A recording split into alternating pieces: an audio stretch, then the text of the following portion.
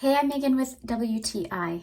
During the winter, it doesn't seem to matter how many times I use lip balms or lip masks for my lips. They are always really dry and chapped. So that's where this little guy comes in handy here. This is a lip scrub that really helps to exfoliate and get rid of the dried, dead skin on my lips so that they can keep moisturized throughout the winter time. So all you need is a pea-sized amount, and really there's no clean way to do this. It's going to get a little bit messy on your lips, but take a pea-sized amount and rub it in a circular motion on your lips for about 30 seconds.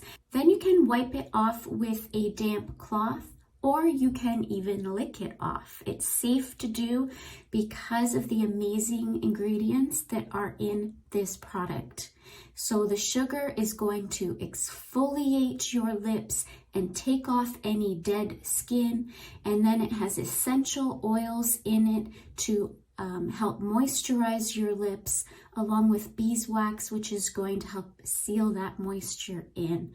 This is essential for harsh winter days to take care of your lips.